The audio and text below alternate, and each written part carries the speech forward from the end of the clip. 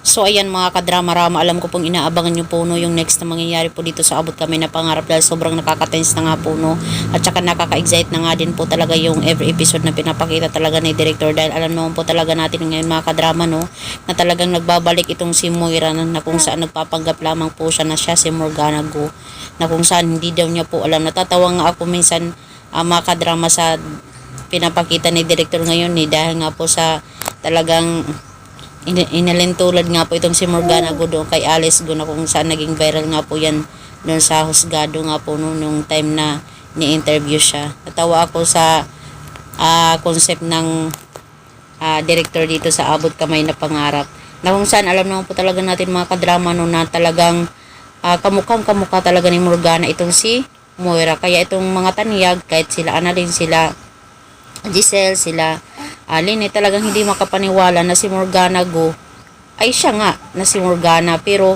iba talaga ang kutob niya. Sabi pa nga ni Giselle, iba yung kutob ko kasi yung kutob ko pag andyan si Moira ay kapareho ng kutob ko pag andyan si Morgana, diba? Hindi mo ako masisisi RJ bakit ganito yung nararamdaman ko, kasi totoo talaga yan yung mga nararamdaman mo sa isang tao, yung mga negative vibes ba, mga ganun ba, yung spirit ba, yung mga ganun.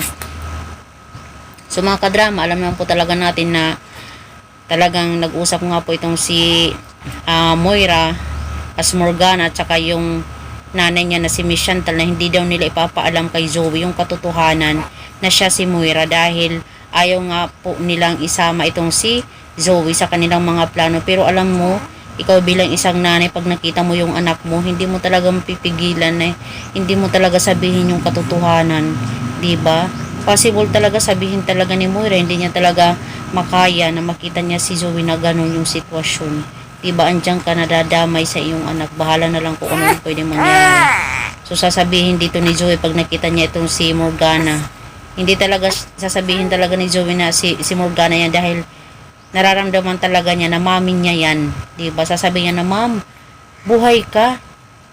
Sasabihin ni Morgana, yes Zoe, pero kailangan ko magpanggap para makapaghiganti tayo. Diba? Yung mga ganun ba? Talagang possible marinig talaga ni Annalyn yung usapan nila no? Dahil ngayon talagang gusto talaga nilang bantayan talaga itong si Morgana dahil malaki talaga yung kutob nila na hindi talaga ito yung kapatid ni Moira, kundi ito talaga ay si Moira talaga nagpapanggap. Talagang sobrang magiging masaya po ba itong si Zoe or magagalit dito sa mami niya dahil sa ginawa niya, diba? Possible talaga pag sinabi ni Moira na maghiganti sila, possible sabihin na lang ni Zoe na, ma'am, wag mo nang ituloy na maghiganti sa kanila, mamuhay na lang tayo ng matiwasay ba, may peace of mind.